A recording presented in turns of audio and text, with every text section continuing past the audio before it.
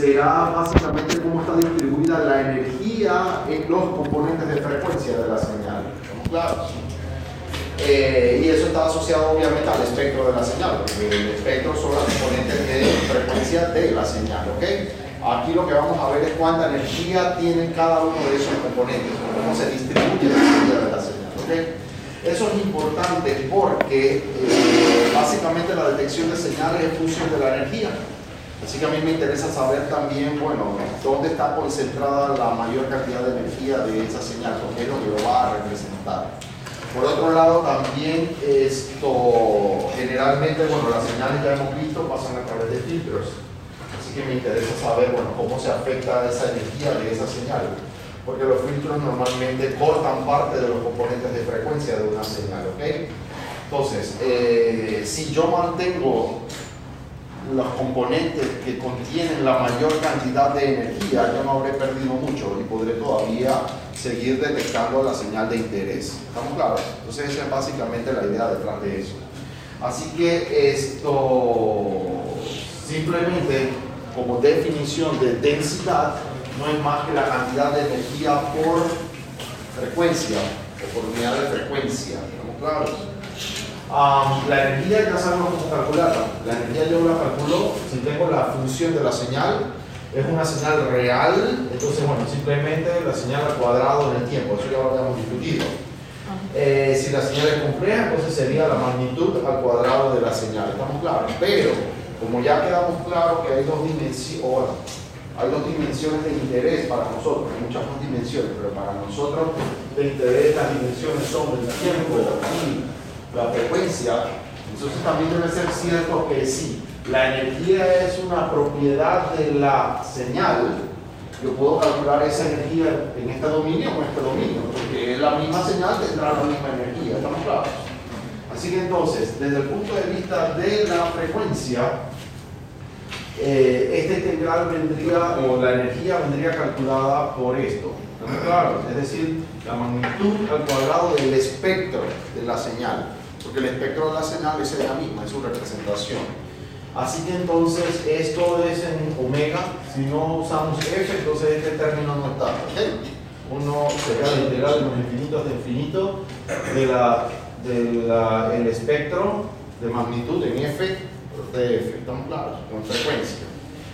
Entonces, a esto que está aquí adentro, a esa magnitud al cuadrado del espectro, o al espectro de magnitud al cuadrado, es lo que le vamos a llamar densidad espectral de energía, ¿no? Claro.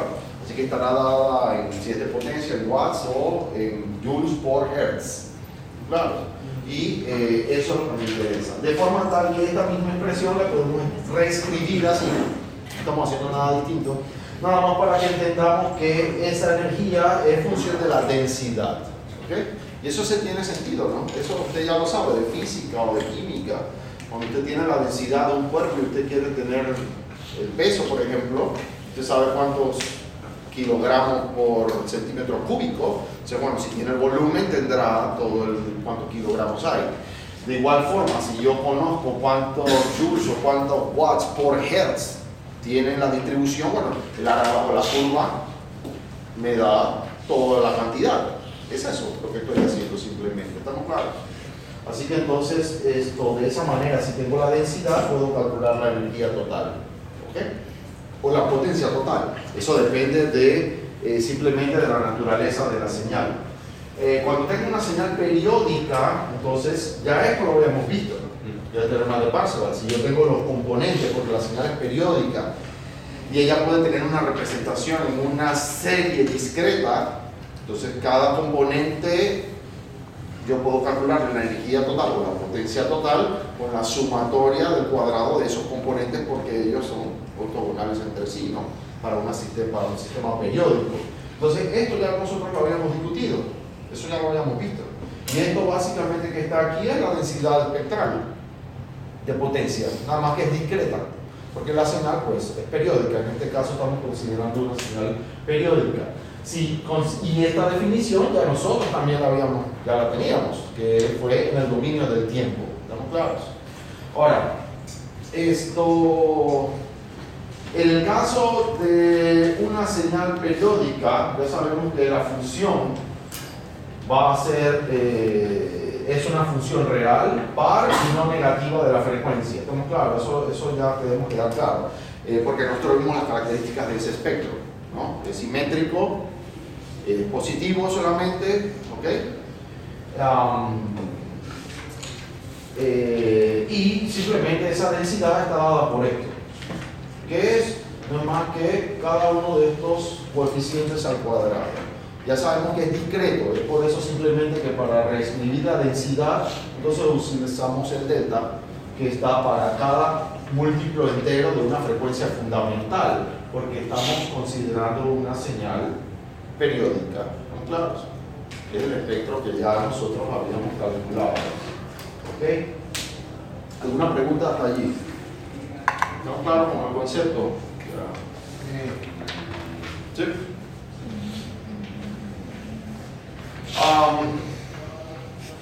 ¿Qué más?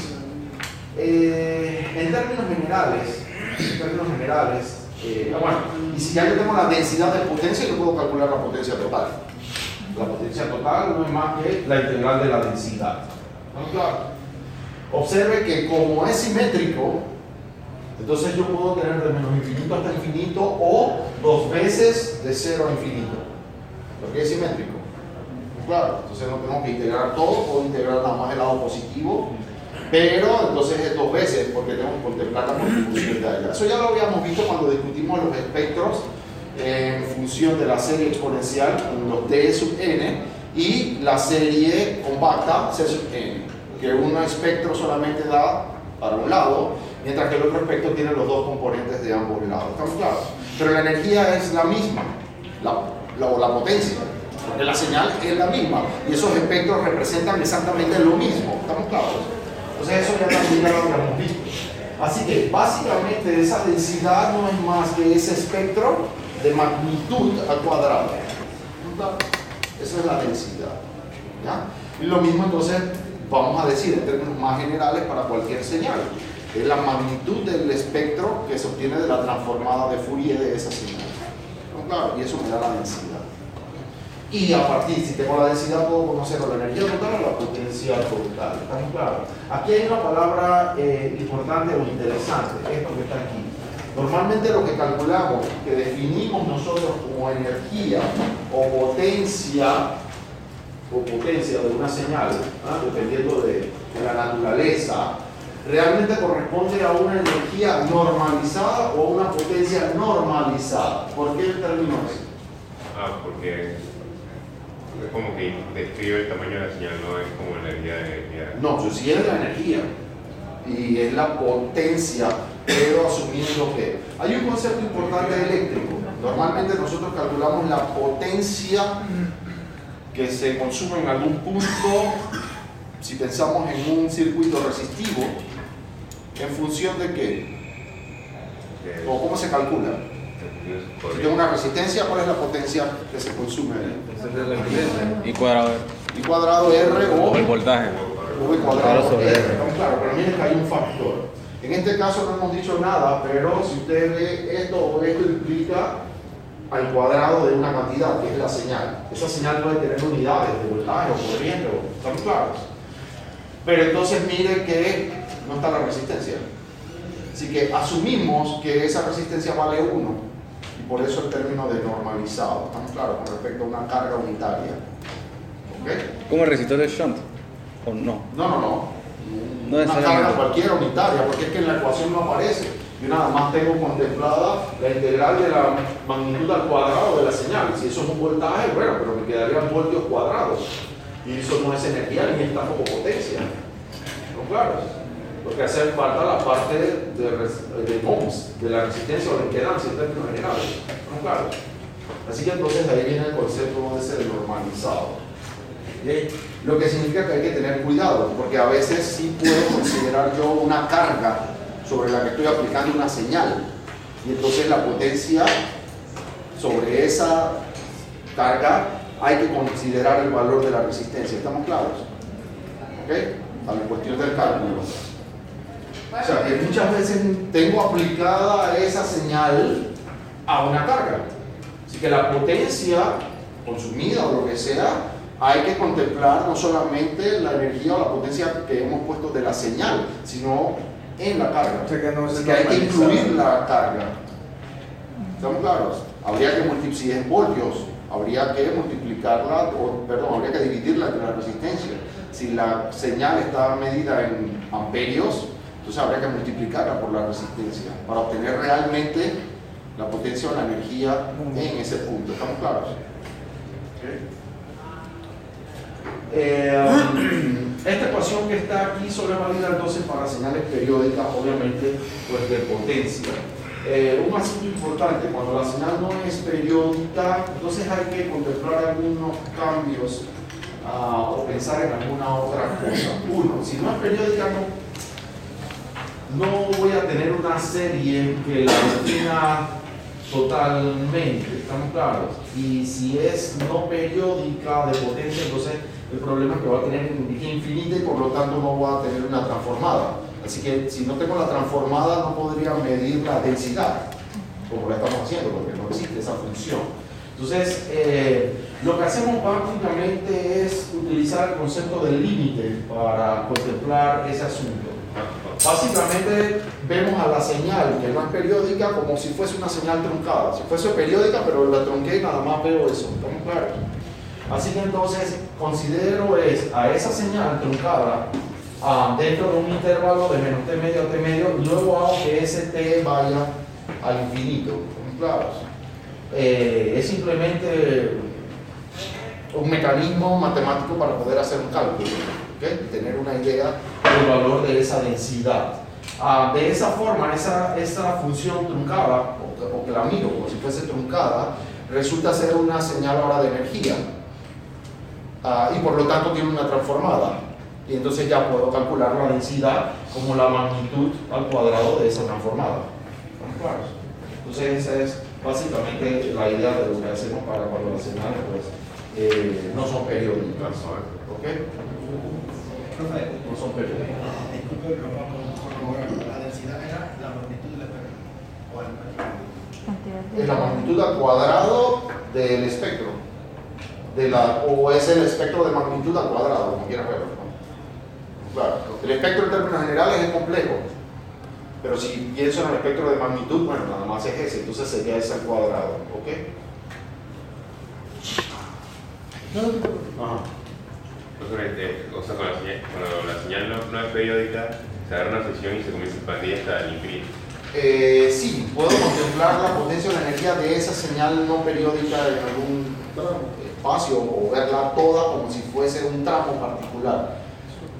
Claro, o contemplarla toda como si fuese limitada, porque al hacer eso la estoy convirtiendo en una señal de energía y por lo tanto entonces puedo encontrarle una transformada y al tener la transformada puedo encontrar una densidad.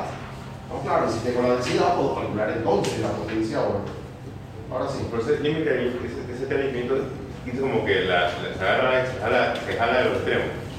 Sí, los extremos comienzan a irse al infinito, porque es que el asunto es que no sé exactamente cuál es la expresión de eso, ¿no?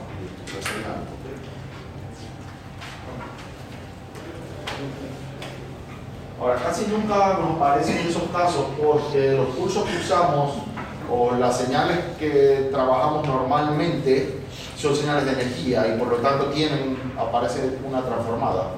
Así que no son los casos que comúnmente vamos a ver o con los cuales vamos a trabajar. ¿Okay? Hay un asunto aquí de interés en términos de la relación tiempo-frecuencia y es la relación entre la función de autocorrelación y la densidad espectral. ¿Estamos claros? Eso es lo que es para nosotros de interés. Ya quedamos claros en que si yo tengo una señal de energía de valor real, entonces la autocorrelación la definimos de esta manera, ya sabemos cómo hacerla, ¿no? Eso lo habíamos discutido. ¿Qué cosas debemos recordar o hacer hincapié aquí en este punto? En que la autocorrelación como función no es una función del tiempo. Claro, Es una función de la diferencia de tiempo entre las dos señales que estoy analizando. ¿Ok? Eso es importante. ¿Ok? No es una función del tiempo, es una función de la diferencia de tiempo. Y por otro lado, hay ciertas propiedades que tienen una función de autocorrelación. ¿Ya? ¿Qué significa esto? Que si yo veo una función y esa función cumple con estas propiedades, yo puedo pensar, o es posible, que esa función sea la función de autocorrelación de alguna otra función. ¿Claro? ¿Ya? Entonces, ¿qué propiedades tiene? Uno, que es simétrica alrededor de cero. Claro, eso es importante, es simétrica alrededor de cero. Dos, que el máximo ocurre en el origen. Tres, que esa función tiene una transformada. Y resulta que la transformada de esa función de autocorrelación corresponde a la densidad espectral. ¿Ok? ¿Cómo? Así que si esa función tiene una transformada, esa transformada corresponde a la densidad espectral. Claro. Así que es valioso porque si yo tengo una función de autocorrelación, yo podría calcular la potencia directamente de esa señal, porque ella contiene información de su densidad espectral. ¿Estamos claros? Y el otro asunto importante ahí es directamente que esa función evaluada en cero corresponde a la energía de la señal. Claro. Así que directamente de esa función yo no necesariamente tengo que pasar al espectro para calcular la potencia o la energía. Ya directamente de esa función de autocorrelación yo tengo el valor de esa energía, ¿ok? Que es ella evaluada en cero, donde tiene su máximo. ¿Ok?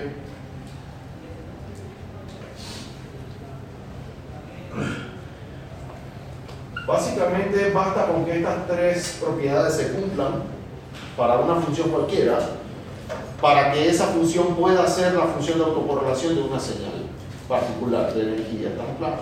Esta que está aquí, estas tres primeras son las principales, porque esta se deriva de estas. Porque recuerden que esta, ¿de dónde sale? Sale del hecho de que esto tiene una transformada, y esa transformada es la densidad, y que a partir de la densidad yo podría calcular la potencia o la energía. Claro. Pues a mí como, disculpa, pero a mí se me olvidó cuando era el máximo, cuando la función pasaba y apenas llegaba. No, su máximo está en cero si tiene esta característica. Es cualquier función simétrica. Tengo una función como esta, o tengo una función como esta. Entonces, claro, lo que es importante es que sea simétrica y el máximo esté en el origen. Claro, el máximo. Cualquier cosa que tenga esa característica cumple con esto, pero es importante también que tenga una transformada. Es la misma función que se correlaciona con ella misma. De la cosa que me confundí porque yo pensaba que era otra función. La vez pasada que vimos, yo tengo una señal cualquiera y esa señal yo puedo realizarle la operación de autocorrelación. ¿Estamos claros? Eso es una cosa. Ahora lo que estamos viendo es que si yo veo una función y esa función tiene esas características, yo puedo pensar o saber que esa función es la autocorrelación de otra función. ¿Estamos claros? Y yo puedo calcularle cosas a esa otra función. Yo puedo calcularle la energía o la potencia a esa función sin conocerla, pero que ya conozco la función de autocorrelación de ella. ¿Estamos claros? Ahora sí. ¿Cuál es el uso de eso?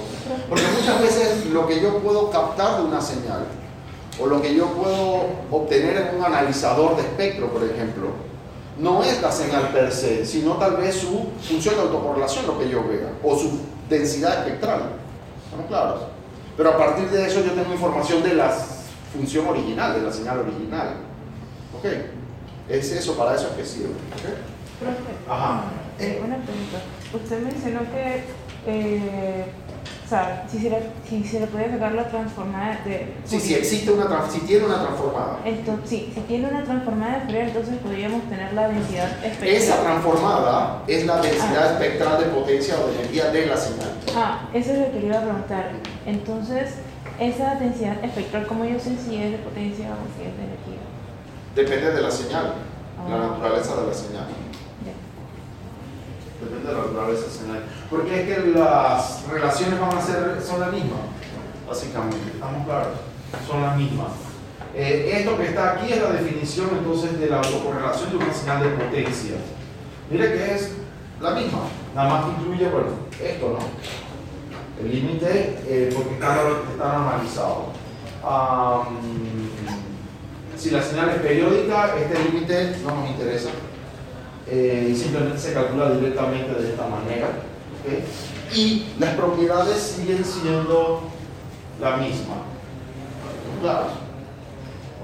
Las propiedades son las mismas.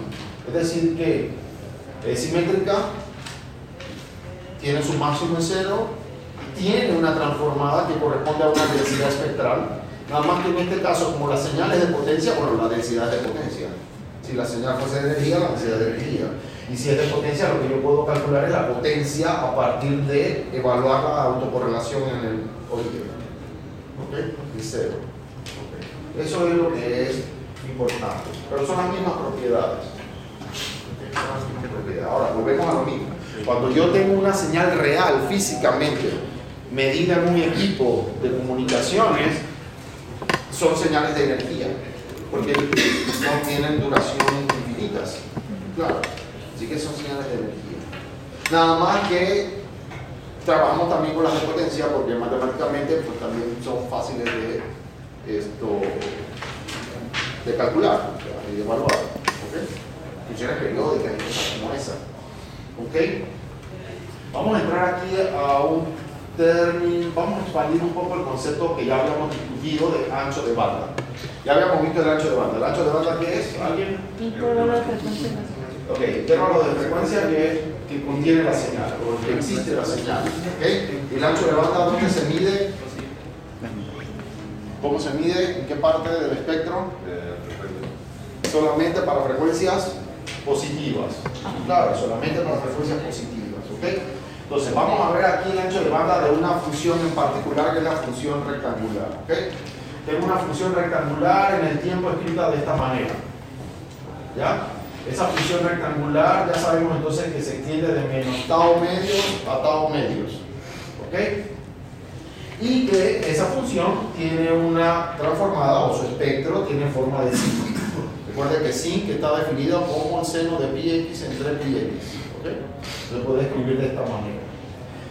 Si tenemos el caso particular de una señal de pulso rectangular como esta, que tiene un ancho t sub 0, entonces, bueno, ya se escribiría simplemente como rect de t entre t sub 0, y sabemos que va de menos t sub 0 medios a t sub 0 medios, ¿ya? Y su espectro tiene esta forma, ¿ok? Esto es en omega, esto es en f, es exactamente lo mismo, nada más que el factor de 2pi que anda metido por ahí, ¿ok? Trabajemos con este. ¿Qué cosas son importantes en la SINC que nos interesan? Los cruces por cero. ¿Okay? Los cruces por cero se dan cuando el argumento se hace cuando el seno se hace cero. Y el seno se hace cero cuando el argumento, ¿qué es? ¿Un seno cuando es cero? Múltiplos de n. Múltiplos de n. ¿Estamos claros? Entonces ahí pueden calcular los ceros en estos puntos. ¿Ya? Que van a ser de importantes para más adelante. Entonces, eso en este caso corresponde justamente a 1 entre t sub 0. Eso que está allí. Entonces, vamos a ver el concepto de ancho de banda. Si yo tuviera esa señal, esta señal, en teoría, ¿qué extensión tiene en el dominio de la frecuencia? Infinita. Esto sigue, no, aunque se va atenuando igual, en teoría sigue hasta el infinito, porque esta señal es completamente limitada en el tiempo. Llega un momento en el que ya se puede citar.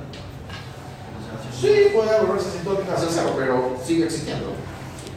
Entonces, usar la definición ortodoxa de ancho de banda allí no presenta mayor ventaja ni ningún beneficio para mí, porque su ancho de banda, ¿cuánto sería? Ortodoxo. Infinito. Infinito. ¿Y eso para qué me sirve? Eso no tiene sentido. Yo podría pensar que no puedo transmitir eso por ningún lado, porque nada tiene ancho de banda infinito. Y efectivamente es así, al punto que yo no puedo tener pulsos reales así. ¿Estamos claros? Porque necesitaríamos un ancho de banda infinito y ningún medio o canal tiene un ancho de banda infinito. ¿Estamos claros? Así que por eso yo no puedo tener pulsos rectangulares perfectos. siempre van a tener una pequeña pendiente allí. ¿No claros? ¿Okay? Porque eso hace que se extienda en el tiempo y en la frecuencia. Entonces, ¿qué le ocurre? Comprime y entonces ya comienza a tener un ancho más finito. ¿Estamos claros? Para señales que son de esta naturaleza también, entonces es importante que pensemos en definir varios tipos de anchos de banda que sean de interés para mí. ¿Estamos claros? Ahora, esos anchos de banda de interés van a estar asociados a qué cosa que acabamos de estar discutiendo. A la frecuencia. A la densidad de energía. Porque me interesarán aquellas definiciones donde quede contemplado dentro de ese ancho de banda, ¿qué cosa? La mayor cantidad de energía, porque eso es la señal. ¿Estamos claros? Si lo miramos desde otra perspectiva, ¿qué estamos hablando? De que si yo tengo esta señal, para hacerle una señal real, yo bien podría en algún punto por aquí, que ya sean muy chiquitos, cortarlo. ¿Estamos claros? Al cortarlo, yo no voy a tener esto exactamente, pero voy a tener algo que casi igual. ¿Estamos claros? Significa que yo sigo teniendo la señal de interés, aun cuando no estoy considerando todo el espectro. ¿Estamos claros? Por eso entonces van a venir definiciones de ancho de banda en función de que yo pueda tener allí la mayor cantidad de energía disponible que todavía represente a mi señal para efectos prácticos. ¿Estamos claros? Ok. Entonces, esto, siendo así, allí podemos entonces comenzar a tener varias definiciones. Una de esas definiciones, bueno, es el ancho de banda estricto, que es todos los componentes de frecuencia positivos, que en este caso no me sirve de mucho porque es infinito. Pero para algunos casos, como ese tipo de señal en particular, yo podría tener algunas aproximaciones. En ese tipo de espectro, usted observa que, bueno, hay ciertos lóbulos. ¿Ya? Cada una de esas cosas se le llama un lóbulo. A esto, aquí, a esto, a esto, a esto. Entonces, hay un lóbulo principal y hay lóbulos adyacentes secundarios. Y que el lóbulo principal allí contiene prácticamente toda la energía. Claro, prácticamente toda la energía. ¿Por qué? Porque lo que yo estoy viendo es el espectro. Pero si yo le pidiera cómo es la densidad espectral, ¿cómo sería? ¿Qué forma tendría? ¿Seguro? No. ¿Qué es la densidad espectral? ¿O cómo la calculo? La magnitud al cuadrado del espectro. Si ya tengo el espectro, sería la magnitud. Significa que todo sería positivo. Porque recuerden que es Una negativa una función. No negativa. Y es al cuadrado. Significa que lo que es grande se hace más grande y lo que es muy pequeño se hace más pequeño. ¿Estamos claros? Entonces, vemos que ese lóbulo principal en ese espectro va a tener casi toda la energía. ¿Estamos claros? Así que yo podría pensar en una primera aproximación y considerar, bueno, ¿sabes qué? Yo puedo definir un ancho de banda que corresponda al primer lóbulo o al lóbulo principal, porque ahí es que está toda la energía, o no toda, la mayoría. ¿Estamos claros?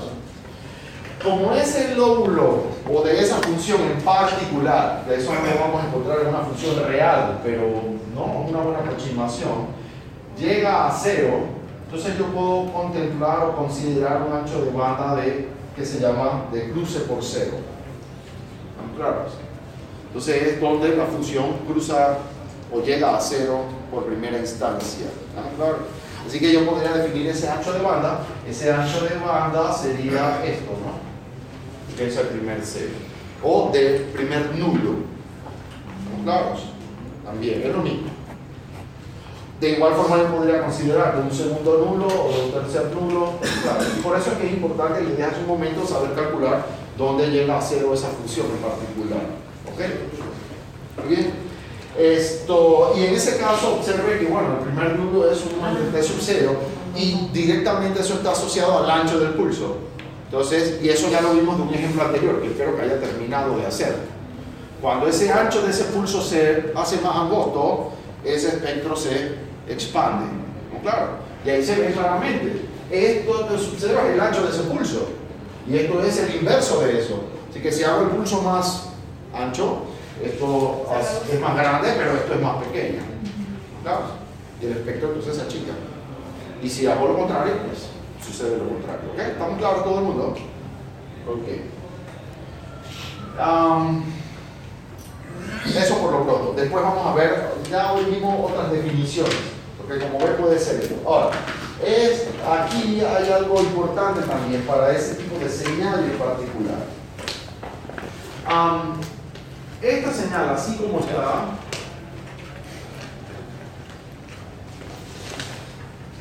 si tuviese yo algo como eso, ¿es una señal de qué tipo? ¿Banda base o pasabanda?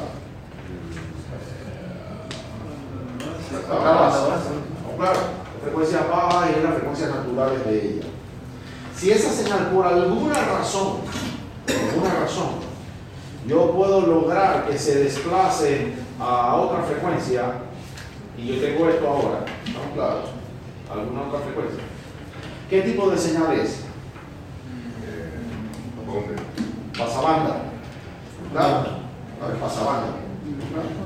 El ancho de banda de esta señal de primer nulo, ¿a dónde lo calculo? ¿Cuál es? En la primera, de 0 a la primera ejecución de 0. ¿Ok? Sin embargo, el ancho de banda de primer nulo de esta señal, ¿a dónde está? Exactamente, de aquí a acá. Así que tienen que entender esas cosas y tener cuidado. Cuando la señal es banda base, cuando la señal es pasabanda, cuáles son sus anchos de banda y dónde están, cómo los calculo. ¿Ok? Pero no sería la misma señal, o sea, el ancho Sí, pero está movida. Su ancho de banda es distinto. el ancho de banda de una señal corrida es mayor o puede ser mayor. Es mayor que el de una banda base. Sí, y ahora lo vamos a verificar, ¿ok? Para otros casos. Pero eso está claro. Muy bien, entonces, ahora vamos a ver el corregimiento de una señal y el concepto de modulación asociado a él. Ya quedamos que la modulación en términos generales, ¿qué es? ¿Qué es? Pasar la señal. ¿Qué es? En términos Dice generales, que la característica. Vayan leyendo, ¿ah? Representa la característica. Más general que eso, ¿cuál es el concepto real? Eso es lo que yo hago para modular algo. Pero la modulación como concepto es adecuar una señal para las características del canal, para su transmisión. Es eso. Claro. Y la que estoy adecuando es la de mensaje realmente. Y para adecuarla a ese canal, entonces, ¿qué uso? Una portadora, ¿qué? Y entonces esa de mensaje o moduladora cambia alguna característica de esa portadora para transmitirla, ¿ok? La portadora es la que sí Ella se imprime en la portada. Exactamente. Muy bien, así que cuidado con esos conceptos. Bien, veamos entonces qué sucede con este asunto y un concepto asociado a la modulación. En términos aquí del corrimiento, es decir, de la transformación de una señal banda base a una señal pasabanda. ¿Ok? Ya nosotros sabemos que esto es de las propiedades de la transformada. Un corrimiento de frecuencia implica un exponencial complejo en el tiempo. ¿Estamos claros? Eso es lo que implica. ¿Por qué yo querría hacer eso? Bueno, para transformar una señal banda base a una señal pasabanda, ¿sí o no? ¿Y para qué yo querría hacer eso? Bueno, porque quiero transmitir la voz, pero a través de ondas de radio. Y eso no puedo porque las ondas de radio son de alta frecuencia. Así que tengo que pasar ese mensaje a alta frecuencia. ¿Estamos claros? O sea, bueno, matemáticamente yo pensaría, bueno, ¿sabes qué? Agarro este espectro y lo muevo para acá porque eso es lo que quiero. Ahora, ¿me funciona eso en la práctica? No puedo. No, ¿por qué? Porque en la práctica se manejan funciones en el tiempo. No está bien, no importa. Esto lo veo aquí en la frecuencia, pero ella tiene una función en el tiempo. ¿Cuál es el problema? En la vida real no hay funciones perfectas exponenciales, hay funciones No hay funciones ideales. no Exponenciales. complejas. ¿Estamos claros? Yo tengo una función compleja, que es lo que tengo aquí. ¿Estamos claros? O sea, si yo nada más hago esto, yo quedaría con una función en el tiempo que es compleja. Y yo no puedo radiar una función compleja. Claro. Sin embargo, ¿cómo yo volvería esta función que tiene este espectro que corresponde a una señal compleja? ¿Qué le puedo hacer a ese espectro para que esa función compleja se convierta en una función real? ¿Cómo debe ser ese espectro? ¿Cómo son los espectros de funciones reales? Solamente Simétricos. Significa que a esto yo tendría que agregarle su parte Como el espejo. acá. ¿Estamos claros? Y ahora la combinación de ese espectro sí corresponde a quién en el tiempo, a una señal real. ¿Estamos claros? Si yo miro eso matemáticamente, ¿qué significaría? Simplemente, bueno, que el espectro, para que la función sea real en el tiempo, tiene que estar corrido no solamente a izquierda, sino también a derecha. ¿Estamos claros? ¿Sí? La transformada de eso, ¿a qué corresponde? Como es una suma de espectros, es este más este, pero eso es lineal. Entonces la transformada es lineal. Entonces la transformada, ¿a qué corresponde? A la transformada de este más la transformada de este. El espectro, esta parte y esta parte son idénticas, significa que vienen de la misma señal. Nada más que este corresponde a uno que tiene una exponencial negativa y este corresponde a uno que tiene una exponencial positiva. ¿No claro? ¿Qué es esto que está aquí? ¿No claro?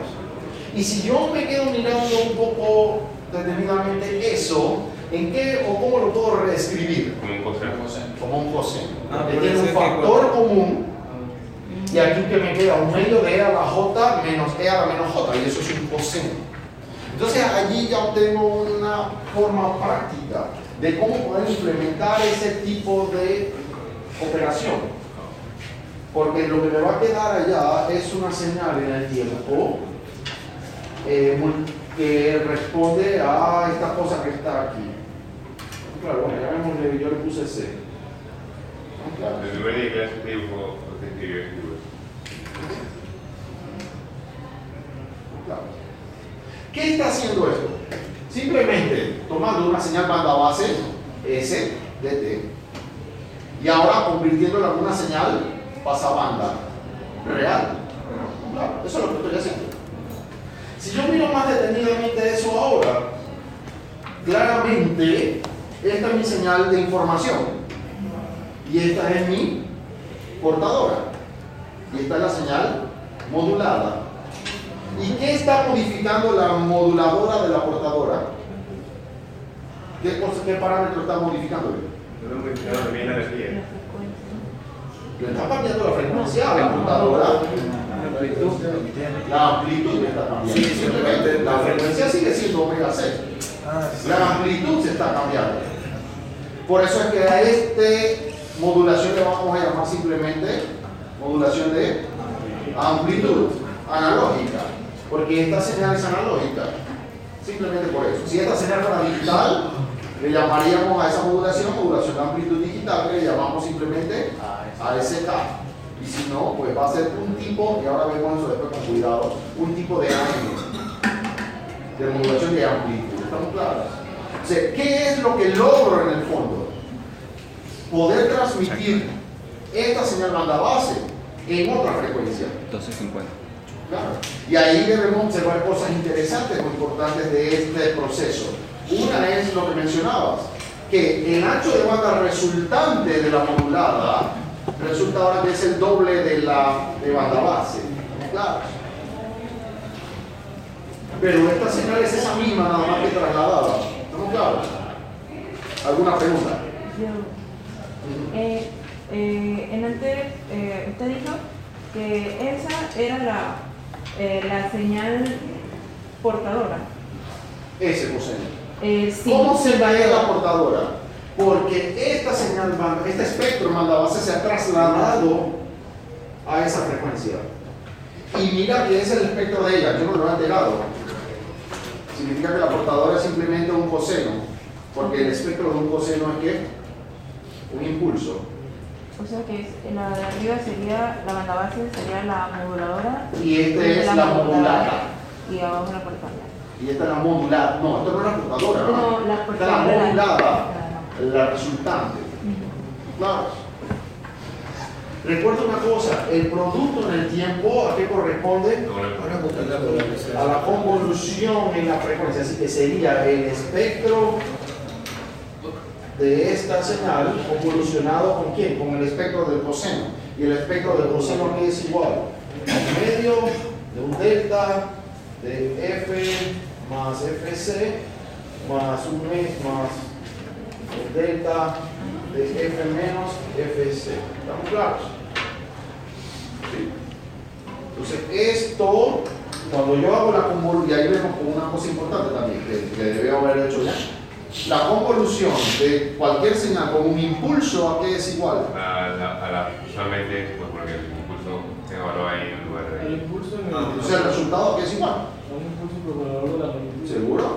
O sea, es un exponencial, pero con el valor de FC. ¿Cuál era la pregunta, pues?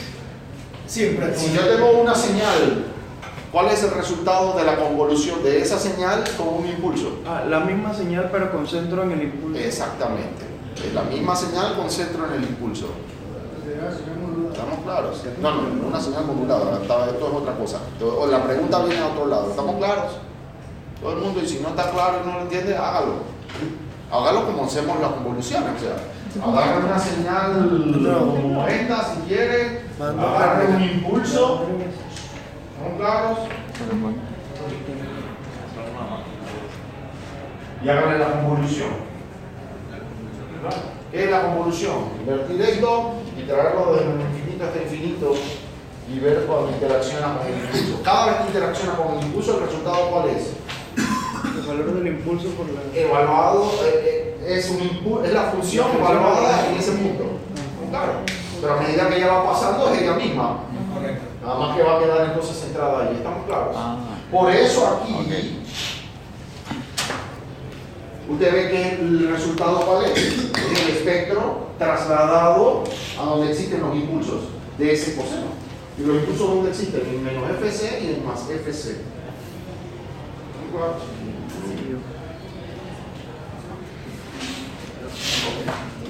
Profe, A ver. esa FC yo la asigno. Sí, esas FC uno las asigna en función de dónde quiero transmitir. Por eso que usted ve que tiene distintas estaciones de radio. Esa FC, ¿quién es? La La numeración. frecuencia del dial que usted pone. El 103 punto algo, el 109.8, es esa FC. Porque allí es que voy a transmitir esa estación de radio. Ella lleva una portadora a esa frecuencia. ¿Claro? Y son frecuencias específicas. Para transmitir eso, ¿en qué formato? Usando qué proceso. Las distintas estaciones de radio. Eso está temblando. Eso es lo que estamos Multiplicación por. Por división de frecuencia. Exactamente. ¿Estamos claros? Pero para eso es importante que esas señales tengan ¿qué cosa? Limitado. Un ancho de banda limitado, porque si no va una al lado de la otra y comienzan a interferir una cosa con la otra. ¿Ya? O sea que ellas pueden tener, o sea, teniendo ancho de banda limitado, ellas pueden, o sea, uno le puede poner toda la potencia que uno tiene. No, tampoco. Porque, ¿por qué? Bueno, buena pregunta. Había pensado en eso. Ella me dice, bueno, si tienen el ancho de banda limitado, yo le pongo la potencia que me dé la gana. Eso teóricamente podría ser si el ancho fuese estrictamente limitado. ¿No? Claro. Porque si yo tengo un espectro que es estrictamente limitado como estrictamente limitado, esto aquí es cero. ¿No? Claro. El espectro de magnitud es lo que me da la densidad que está asociada a la potencia, pero ahí crecería exactamente allí, no nada más. Así que, como usted bien dice, si fuese así, yo le meto la potencia que me da la gana porque ella nada más crece allí. Pero, ¿es posible tener un espectro estrictamente limitado? No. ¿Por qué? Sería algo ideal, ¿no? Yo siempre pregunto por qué. Como los niños, así que no esté pensando que me va a responder en el examen sí o no. que ser infinito. Porque la señal tendría que ser infinita en el tiempo. ¿Y tengo señales infinitas en el tiempo? No. Entonces, profe, ¿en qué quedamos? Si no puede ser el ancho de banda estrictamente limitado, porque la señal es infinita en el tiempo, ¿cómo entonces voy a tener una señal de espectro limitado si las señales en el tiempo siempre están limitadas? Entonces el espectro debería ser infinito. Pero, y es lo que sucede, pero piensen en algo. Ese espectro va a tener ciertos valores que ya no son significativos. Y eso lo vimos en el espectro de la 5. Usted vio que eventualmente desaparece. Cualquier espectro, en teoría, va a ser infinito porque las señales en el tiempo son limitadas. Pero, si yo veo su densidad espectral, usted va a ver que ella comienza a estar bien chiquitita. ¿Estamos claros? Así que hay cierto nivel en el que el señor de al lado, sí, se cruza, pero ya no le representa una interferencia. ¿Estamos claros? Porque el nivel es muy bajo. Pero, si usted agarra y quiere subirle la potencia a todo lo que le da la gana, ¿qué va a pasar? Va a pasar a ese nivel. Si yo le subo la potencia al azul, todo lo que me da la gana, estas que antes eran insignificantes también suben y pueden convertirse en algo ahora significativo. ¿Estamos claros? Así que la potencia también hay que controlarla. Y por eso las regulaciones para transmisión de cualquier cosa tienen especificaciones tanto de ancho de banda como de potencia permitida. Porque si no, usted comienza a interferir al vecino. ¿Estamos claros? Pero es por eso, porque el espectro realmente no está en cero. Hay cosas, son muy pequeñitas y no interfieren si están por debajo de cierto nivel. Pero apenas le suba la potencia, ellas se suben también y interfieren. Profesor, una pregunta. Así que muy bien la pregunta. En el caso de la radio, hay veces que por ejemplo, está una emisora, entonces pone la siguiente emisora y puede escuchar lo mismo. Parte de la otra. Ajá, Bueno, sí. se puede deber a múltiples cosas. Una de ellas puede ser o podría ser interferencia porque está con una potencia más alta.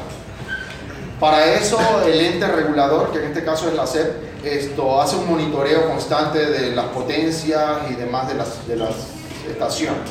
Y si ese es el caso, bueno, se le puede penalizar, se le llama la atención, se le indican cuáles son los niveles. Pero también puede deberse a reflexiones momentáneas de las señales. O sea, que no es algo permanente, sino que por algo en el ambiente o reflejo de algo, la señal resulta que se pasa al otro canal. ¿Estamos claros? Pero puede que no sea algo permanente. Si es algo permanente, entonces sí hay que pensar que hay un problema ahí de los niveles de potencia de las adyacentes. O puede ser que hay una mala sintonización de su radio por efectos de la antena o de cualquier otra cosa. ¿Estamos claros? O sea, también puede ser un problema del receptor. Porque el receptor, para poder seleccionar esta estación, tiene que sintonizar perfectamente la portadora para saber dónde está el centro y tener filtros bien adecuados para el ancho de banda permitido de la estación. ¿Me explico? Si algo está mal en su radio y los filtros se le dañan o lo que sea, y ese filtro deja pasar más del ancho de banda, entonces se le va a colar la de la otra. ¿Estamos claros? Y entonces va a tener problemas. Así que pueden ser muchas razones. ¿Okay? Bien, entonces vamos a ver ya el último punto, que es la transmisión de señales a través de un sistema lineal, que ya lo hemos estado discutiendo. Básicamente ya quedamos en que los modelos de esos canales son un sistema lineal. ¿No? Ese sistema lineal está caracterizado ya sea por una respuesta al impulso o por su respuesta en frecuencia. ¿Sí? Que si hago el análisis en el tiempo, el resultado se calcula como una convolución. Y si hago el análisis en la frecuencia, el resultado se calcula como una multiplicación. Pero como normalmente yo no tengo la señal per se, que es lo que está ahí, yo no tengo la señal per se, generalmente a mí me interesa, o lo que yo conozco es la densidad espectral de la señal. Entonces a mí me interesa también saber que, bueno, cómo obtener una respuesta a partir de esa entrada. ¿Estamos claros? O sea, lo que me interesa aquí, lo que vamos a calcular es, bueno, cómo se calcularía la densidad espectral de la salida si lo que conozco es la densidad espectral de la entrada. ¿Ok? Eso es todo. Entonces, teniendo ese sistema, que es el que ya tradicional, hemos discutido que en la frecuencia, porque la densidad es en la frecuencia, corresponde al producto de la respuesta en frecuencia del filtro con respecto a la entrada. ¿Qué es la densidad espectral? La magnitud al cuadrado de la respuesta en frecuencia. Así que si hago esa misma operación de lado de allá, como el producto es lo mismo que el producto de las magnitudes al cuadrado. Así que esto que está aquí corresponde a la densidad espectral de la entrada. Y esto que está aquí, ¿a qué corresponde? No, a ninguna densidad espectral de nada. Porque eso es un sistema. Así que corresponde a la magnitud al cuadrado de la respuesta de frecuencia. ¿Okay? ¿Estamos claros? Hablo de densidad espectral si es para una señal, pero este es el sistema. Así que es su respuesta en frecuencia, la magnitud al cuadrado. Entonces, esa es. La G era la salida. La G es la entrada. Ok. La Y es la salida. Listo. ¿Ok? Profesor, De forma tal que ahora miren todo lo que podemos hacer para el análisis de un sistema. Ya voy. A ver, sistema. Lineal y variante en el tiempo.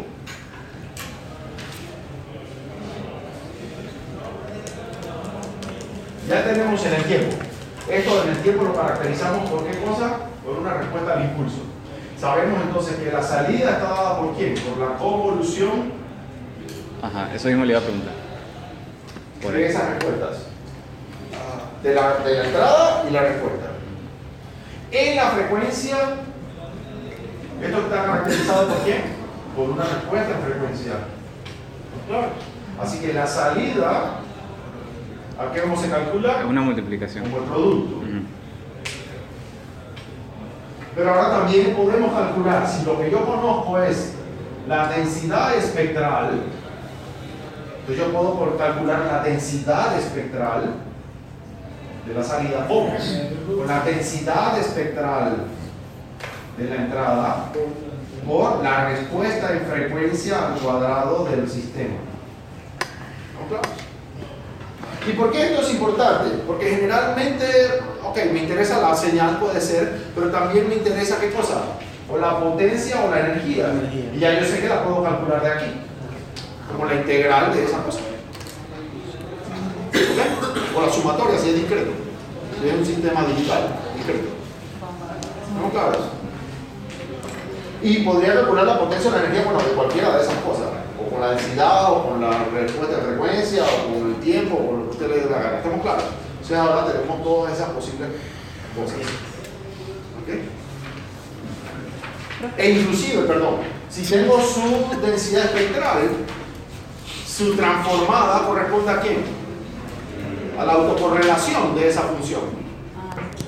O sea, ya también tengo otra información adicional. Santo. ¿Estamos claros? Es mucha O información. podría corresponder a la función de, bueno, a la función de autocorrelación de alguna función asociada a ella. ¿Estamos claros? No es ella misma. Por favor, ¿puedes repetir lo que dijo?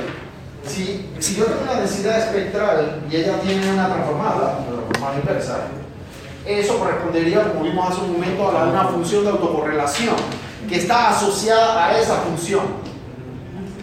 ¿Estamos claros? Profe, en una clase usted mencionó que el canal se caracterizaba por su respuesta al impulso. ¿Cómo yo aplico eso a todo lo que nos pasa? Bueno, esta es la respuesta del impulso. Eso representa como el canal. Exactamente, esa es la característica del canal. Ese canal puede ser un cable, puede ser una fibra óptica, podría ser un aire en unas determinadas frecuencias, podría ser lo que sea. Manteniéndolo como un modelo muy simple, ¿no? Si ese es su modelo. La respuesta al impulso. Que la respuesta al impulso no necesariamente. La mejor respuesta al impulso, o la ideal, ¿cuál es? Es un delta. Pero bueno, no se comportan así realmente. ¿Okay? Siempre hay cosas. Retraso y atenuaciones, distorsiones de distintas naturalezas que vamos a discutir ahora. ¿Ok? Vamos a ver el asunto de la distorsión. ¿A qué corresponde el concepto de distorsión? Cambio. Un cambio, ok, piensa en lo siguiente. Yo transmito este pulso, pasa a través del canal y sale esto. Bueno, sale, perdón.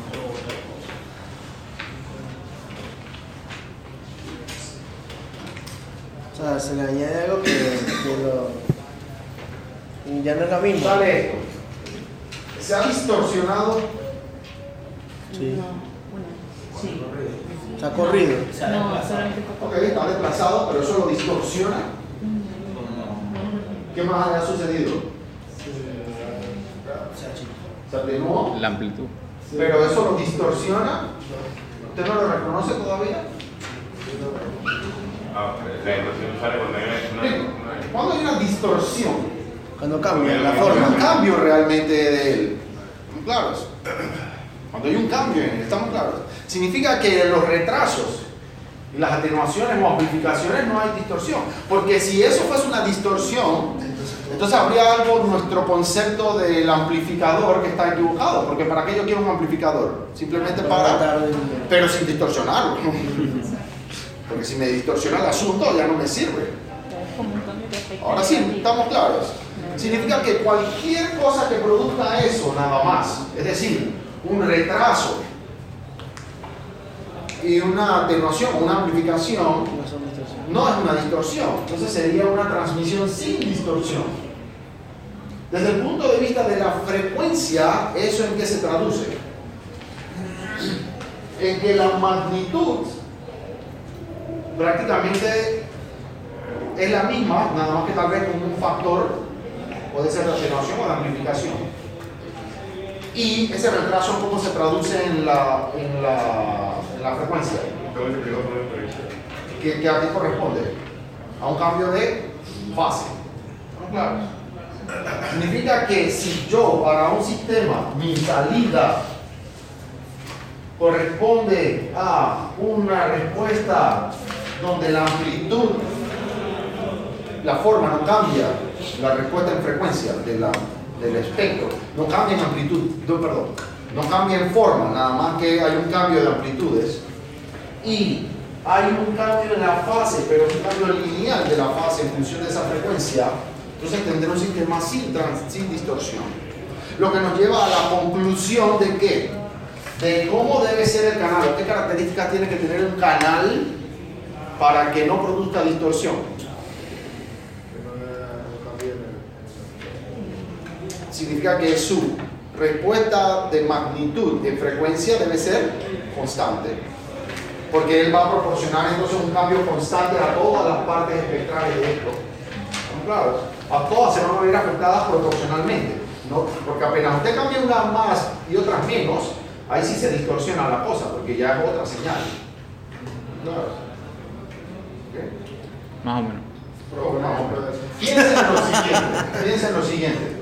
Usted tiene una señal x de t que corresponde, escrita en serie de Fourier, por ejemplo, a 5 coseno de omega sub 0 t más 10 seno de 3 omega sub 0 t. ¿Cuántas componentes espectrales tiene esta señal? Dos. ¿Dónde? ¿Qué frecuencias? Si ahora yo le paso esa señal por un cosa y lo que sale es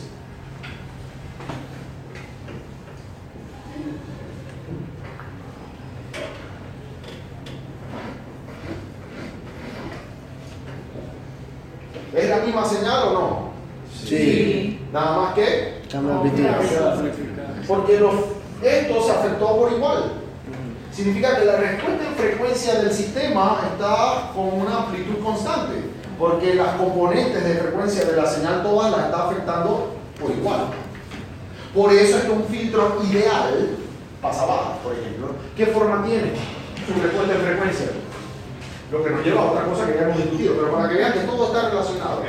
¿Cómo es? No, ideal, pasabajas. Sí, perfecto. Respuesta en frecuencia de un filtro ideal pasabajas. Sí, como. Todas las componentes de frecuencia aquí adentro se ven afectadas exactamente por la misma amplitud. Claro. Así que si yo paso eso por algo como esto, siempre y cuando esto sea mayor que el 3 omega sub 0, ambas se van a estar afectadas por lo mismo. En este caso un amplificador, no un filtro. Porque lo está subiendo, ¿estamos claros? Pero no hay distorsión.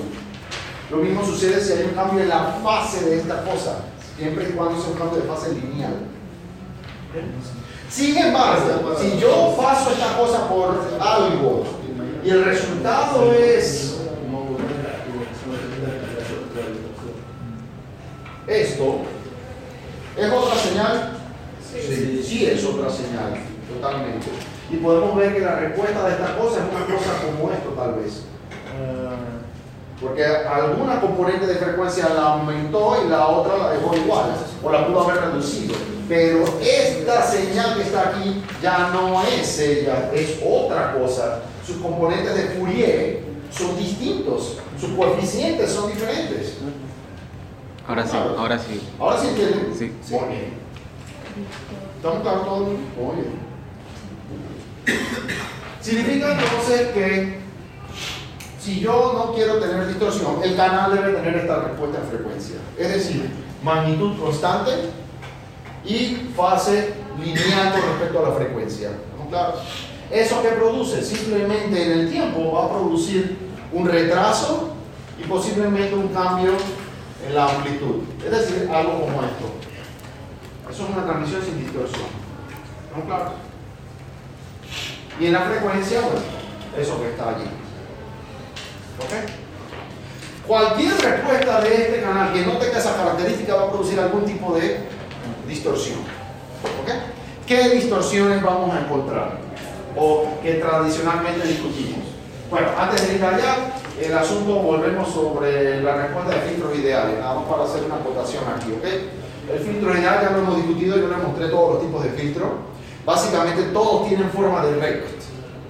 Ya sea la rect en el origen, o la rect trasladada a un lado, o un escalón que comienza en un lado y se va hasta el infinito, pero todos tienen esa forma. Significa que sus respuestas al impulso están asociadas a la función sinc. ¿Ok? Un filtro ideal ya discutimos que no es realizable por múltiples razones. Pero entre ellas, bueno, el hecho de la caída aquí es abrupta en cero.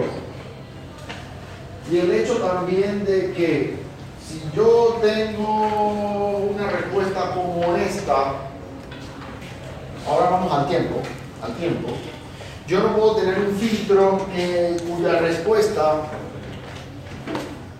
o tenga respuesta antes de cero. ¿Estamos claros? ¿Por qué? Porque no hay frecuencia. Porque estaría respondiendo a algo que todavía no existe. Exactamente. Suponiendo que la entrada está en cero. ¿Estamos claros? Entonces, presenta una propiedad de no causalidad. Entonces, eso hace que yo no pueda tener una respuesta práctica, real, física, con algo como eso. ¿Estamos claros? ¿Ya? Pero bueno, eso nada más cuestiones para que él sepa algo. Lo que es importante es que vamos a usar, hay todo un curso sobre ese asunto, ¿ok? En síntesis de filtro uno ve todas esas cosas, qué funciones se pueden implementar y cuáles no, y cuáles son las condiciones y todo el rollo. Aquí lo que me interesa, para simplificarle, es los filtros ideales con los que vamos a trabajar, y ya les dije que filtros de tipo RC, una cosa así, ¿ok? Que son bien sencillos y cuya respuesta en frecuencia usted es capaz de calcular. O debe ser capaz de calcular. Yo también puedo darle una respuesta de este tipo. La respuesta de este tipo corresponde a un filtro llamado Butterworth. ¿Okay? Este filtro tiene una característica muy particular, cuya respuesta en frecuencia de amplitud tiene una caída así. ¿Okay? En este filtro la respuesta de magnitud tiene esta característica. Esa n que aparece ahí es lo que se llama el orden del filtro. Y puede tener múltiples órdenes en función de qué tan abrupta es esa pendiente. ¿Estamos claros? El orden Sn influye en la pendiente de la caída. ¿Estamos claros? Mientras más alto, más cerrada es. ¿Sí? Y más se acercaría a un ideal. ¿Estamos claros? Pero mientras más alto es más complejo construirlo. Porque eso también está asociado a la cantidad de resistores, capacitores e inductores que se necesitan para el circuito. ¿Ok? Pero bueno, eso no lo vamos a tratar aquí. O sea, aquí lo que me interesa es que pueda manipular esta función. ¿Ok? El orden del filtro. ¿Ok? Y B aquí es lo que se llama ancho de banda de 3 decibeles, que vamos a discutir ahora. Porque vieron que había distintos anchos de banda. Bueno, hay un ancho de banda que se llama ancho de banda de 3 dB y que corresponde a la frecuencia a la cual la amplitud de la señal o la potencia, bueno, la amplitud de la señal está a 3 decibeles por debajo del máximo, o la potencia está a la mitad. Okay, después lo vemos, pero ¿estamos claros? Eso es básicamente el tipo de filtro o algunos de los tipos de filtros que podríamos considerar. Aquí hay un ejemplo, lo podemos dejar para luego. Esto es importante que lo tengamos presentes. Una señal pasabanda en general, cualquier señal pasabanda en general, se puede escribir de esta manera. Porque, ¿qué usted observa aquí? Si mirásemos esto, ¿a qué le recuerda? A este eso, término. a eso que está aquí. A eso que está allá, y eso ya que estaba allá. Hacer un ¿qué era? Para una representación de Fourier. No, No, lo de la o una señal modulada, ¿no? modulada. Que tenía la portadora ahí. Donde X, Y es una señal banda base y está movida, ¿ok? Si yo miro aquello también, nada más que la portadora acá es un Seno. seno, pero está a la misma frecuencia. ¿Cómo es seno y coseno entre sí? Ortogonal. Ortogonal. Muy bien, entonces, significa que cualquier señal pasabanda podría escribirse de esta manera, con dos términos en cuadratura, que son ortogonales. Uno en un seno y el otro en un coseno, ¿estamos claros? Y donde X sub Y, que se llama la componente en fase, y X sub Q, que se llama la componente en cuadratura, son señales bandabases. ¿Estamos claros? ¿Puede repetir? ¿En I qué es? En fase y en cuadratura. La de fase es la correspondiente al coseno de referencia y la de cuadratura es la que está a 90 grados o perpendicular, que es el seno. ¿Okay? Recuerden que vamos a usar señales cosenoidales como referencia.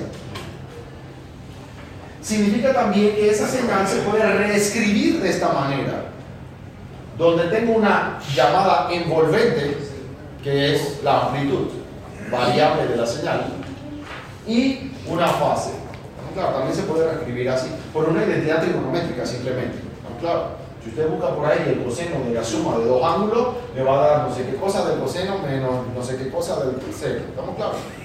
Sí. Y la magnitud, entonces aplicamos los conceptos que ya sabemos. Las señales las puedo ver como vectores. Así que la amplitud no es más que la raíz cuadrada de la suma de las componentes en cuadratura. ¿Estamos claros?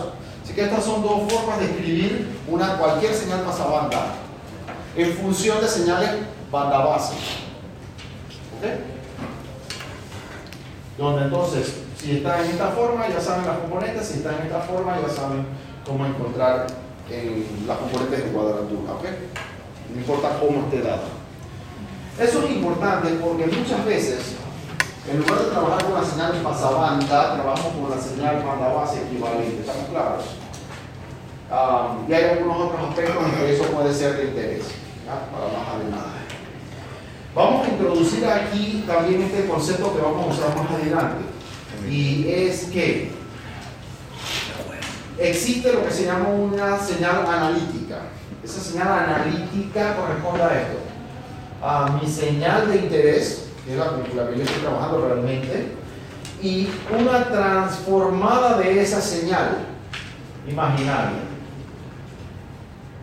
Miren que el espectro de esa señal analítica que corresponde a 2 veces el espectro de esto, o sea, que modifica el espectro por una amplitud, pero U de F. Significa que esa señal analítica es compleja. ¿Por qué? Porque su espectro no es simétrico. Si es con un U de F, es porque nada más existe el lado positivo. ¿Estamos claros? Y eso lo vamos a usar después. Esta parte que está aquí, el HU, se denomina transformada de Hilbert de la señal. HU. El H, el que tiene el subíndice H, es la transformada de Hilbert de X. Y esa transformada corresponde a la convolución de esta cosa, que es algo como complicado en el tiempo, hacer la convolución con eso. Así que, para entenderlo más fácil, lo miramos en la frecuencia. Y si usted lo mira en la frecuencia, eso en el fondo a qué corresponde simplemente. Mira que es el mismo espectro de esta señal X, porque es X de F, ¿no? El mismo espectro, nada más que está cambiado, ¿qué cosa? Las fases. O sea, la transformada de Hilbert no es más que un transformador de fase de una señal, porque el menos J es menos 90 grados, E a la menos J es E a la menos 90 pi medios, y en la función signo, ¿qué es igual? ¿Alguien recuerda o sabe? Convierte todo en verdad. No. Ah, no me acuerdo. Es negativo si es negativa la señal y es +1 si es positiva la señal. Entonces lo único que está haciendo es un cambio de fase. Eso es lo que se llama un transformador de Hilbert. Claro. Es básicamente en el fondo un transformador de fase. ¿Okay? De 90 grados, inclusive, ni siquiera es cualquier fase. ¿Okay? Eso lo vamos a usar más adelante, por eso es que está allí. Significa entonces que yo puedo escribir o tener una señal pasabajas equivalente de una pasabanda. ¿Están claros? ¿Cómo? Escrita de esta manera. Mire que por eso es que le introduje la función analítica, porque yo puedo escribir usando la función analítica la pasabajas equivalente de la pasabanda. ¿Estamos claros? Una pasabajas equivalente de una pasabanda. ¿Okay? Y si esto está así, bueno, la frecuencia es la transformada de esto, y la transformada de esto no es más que esto que está aquí. ¿Qué debe observar usted?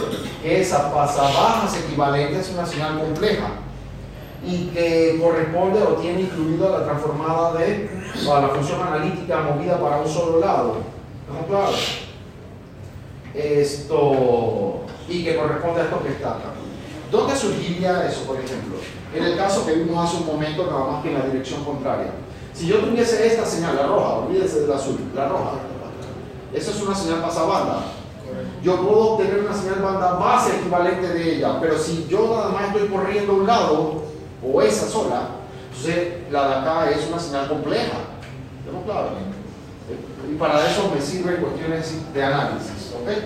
Y se puede reescribir de esta manera, simplemente. Recuerde que la transformada o el espectro es complejo en general, de ahí el complejo conjugado. ¿Ok? De ahí el complejo conjugado. Eso luego lo usamos. ¿Okay? Así que aquí hay simplemente otras posibles relaciones. Mi señal banda base equivalente en función de quiénes? De la fase y la cuadratura que eran banda base. Y que usamos para representar a la pasabanda. Ajá, exactamente. La señal original pasabanda, escrita de esa manera, con esta y aquella. Y la transformada de Hilbert de esa función en función de las componentes de fase y de cuadratura. Claro. Profe, no lo quite, yo lo voy Y aquí ven claramente una cosa. Bueno, se puede apreciar algo. La transformada de Hilbert, como es un transformador de fase, la del seno es un coseno. Porque él cambia la fase de 90 grados. Podría verlo allí, ¿ok? Y estas son otras formas de escribir esto. A partir de la banda base equivalente. Dejemos las equivalencias y las definiciones y las vamos a usar más adelante, ¿ok? Pero es importante que sepa quién es quién y cómo lo puedo representar o cómo lo puedo escribir, ¿ok? Pero después más adelante vemos en qué lo usamos. Eso por lo pronto lo podemos dejar ahí, así.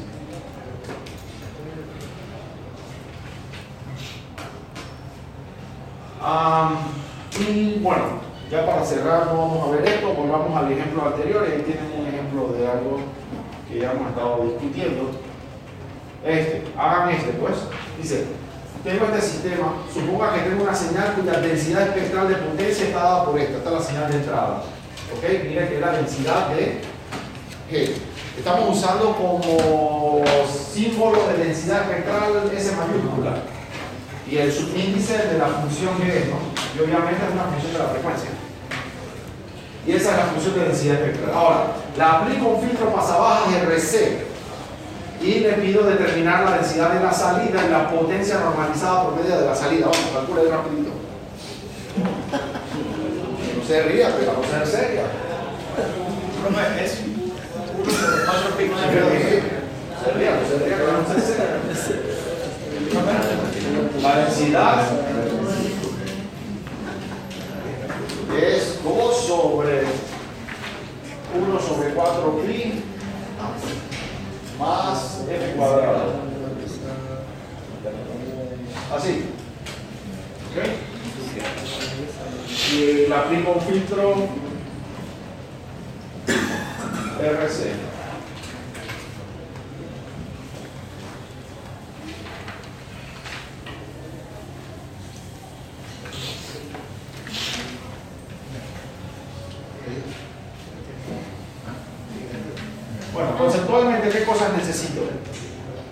Necesito calcular la densidad de salida a partir de la densidad de entrada. Así que, ¿qué necesito? Allá, frecuencia. La respuesta en frecuencia, la magnitud al cuadrado de la respuesta en frecuencia del sistema. En este caso, ¿el sistema qué es? Es un filtro pasabajas RC. ¿Cómo es un filtro pasabajas RC?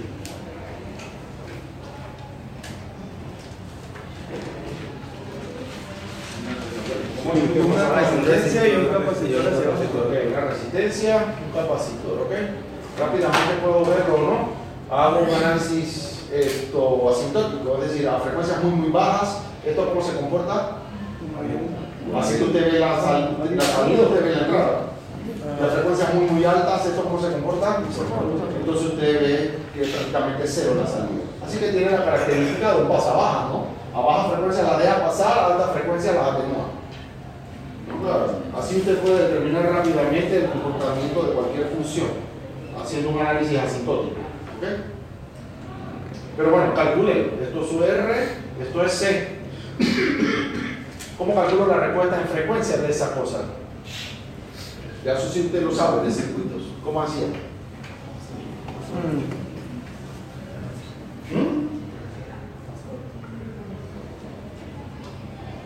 Ya sé. ¿Cómo calcular? ¿Cómo le llamamos también a la respuesta? ¿Cómo le llaman también a la respuesta en frecuencia? ¿Ah? ¿O de dónde la saco? ¿Qué me interesa a mí del sistema? La corriente de voltaje para acá, No. La respuesta. Al impulso. No, eso es muy complicado, porque lo que necesito es la densidad, y la densidad está en la frecuencia, ¿no? Se vaya para el tiempo, porque entonces se va para el otro lado. ¿Ok? ¿Cómo yo calculo la respuesta en frecuencia? ¿Qué es la respuesta en frecuencia? Pasó, pero es que eso está ¿Qué potencia de quién? Si ahí no hay señales. Ahí es un sistema, ahí tienes La función de transferencia. Eso, la función de transferencia. Uno, La función de transferencia. ¿Eso qué es? uno sobre RCS más uno. ¿Perdón? ¿Qué es cuánto qué? Uno sobre RCS más uno. 1 sobre RC S más uno. más 1. Ok, eso es en S. Pero ya quiero en F. RC S en general ¿qué es? Una frecuencia compleja. Es sigma más J omega. Pero a nosotros no nos interesa la parte transitoria, así que olvídese del sigma. Me quedo nada más con J omega. Y omega es 2πf. Así que esto lo puedo reescribir, ¿no? ¿Cómo qué? Como 1 sobre 1 más. Ahora, yo estoy copiando lo que él me dijo, ¿ah? No le estoy diciendo si eso está bien o está mal. Yo pensé que yo te lo dije. No. Él dice que estamos revisando qué hacer. Asegúrese que está bien. ¿Cómo llego a esta respuesta? Divisor. Un divisor de frecuencia, un divisor de voltaje.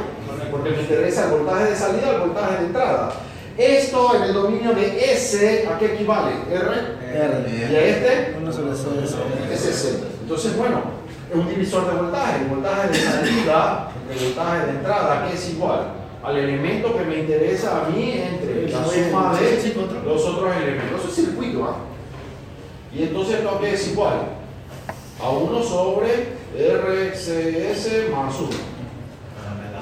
Y después tengo que escribir esto, pero en F. Entonces, ¿cómo me queda? 1 sobre J 2pi RCF. ¿Estamos claros? Pero a mí me interesa esto. ¿Cuánto es eso?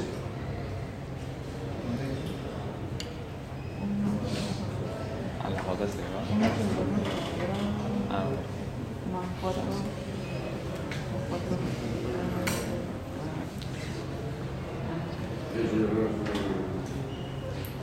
yo hablo solo. ¿Qué pasó? Yo hablo solo. Muy bien, ustedes. 1 sobre 1. Vamos, calculen ahí rápido. Ah, sí, ya.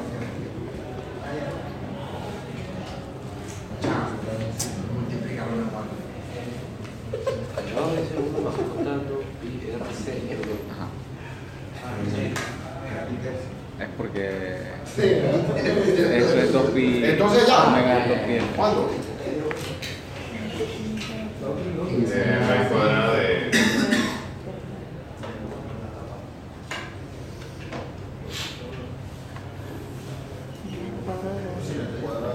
Sí, 4 pi. No, yo no sé. Pero eso no lo puedo poner ahí. ¿Por qué con una raíz? Porque es la magnitud de... Pues si son un vector. No, eso por ahí arriba.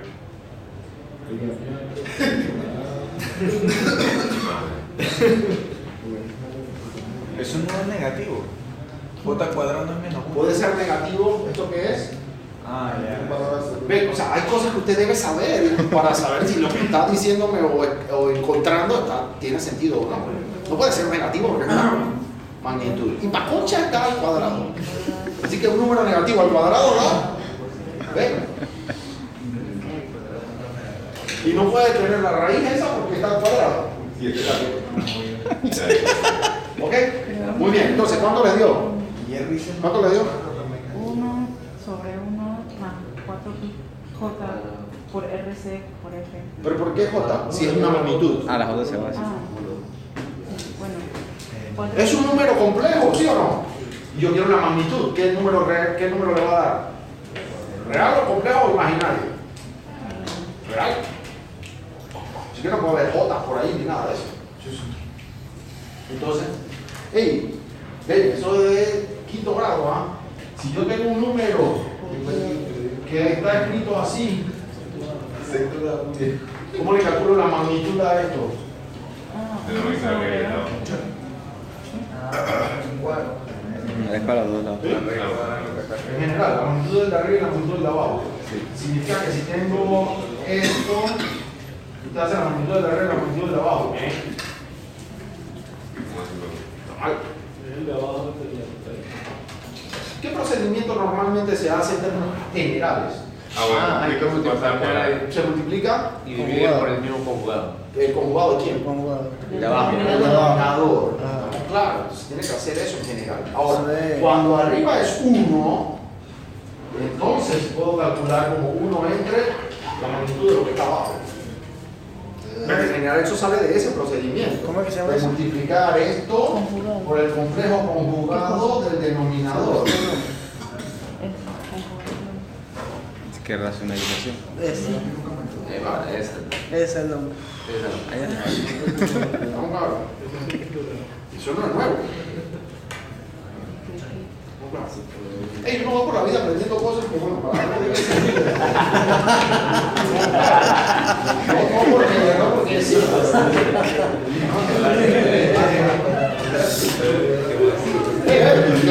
Miren ahí, muévanse. Eso es una risa y no veo que... ¿Qué pasó? No olviden que hay que hacer. Entonces, ¿cuánto le da? ¿Le da eso o no le da eso? ¿O le da una cosa? A mí no me da eso.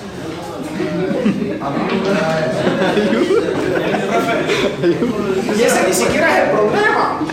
El problema es que calcule la potencia final. Allá nadie.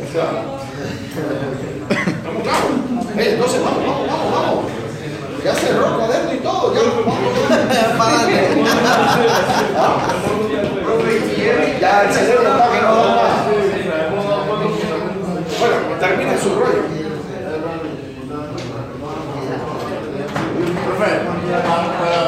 Es una pregunta, ¿no? Pero es que no recuerdo bien cómo es que se eliminaban las J. Las J. Bueno, cuando multiplicas aquí, J por J se convierte en diferencia de cuadrados. La J se desaparece, entonces te queda un número complejo acá arriba. Pero tú quieres la magnitud, tú sabes que la magnitud de un número complejo, ¿cómo se calcula? Como la raíz cuadrada de la parte real al cuadrado más la parte imaginaria al cuadrado. Pero de un número complejo en general, no escrito así, sino A más JB en general, arriba. Esto es lo que te ayuda a convertirlo a eso. Ahora sí. Ok, entonces una vez que tengo eso, ¿qué hago? Para calcular la densidad de la salida. Eso ya. Multiplico esto por esto. Y después lo- Y para calcular la potencia total normalizada, entonces integro. 2 veces de 0 a infinito. ¿Perdón? Ella no, ella ya es la densidad.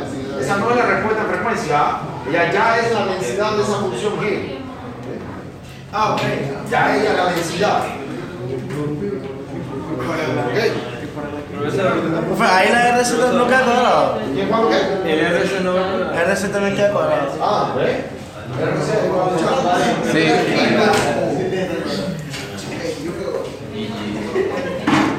A ver, Ana, ¿qué te digo? O bueno, si necesitas todo eso, ¿no?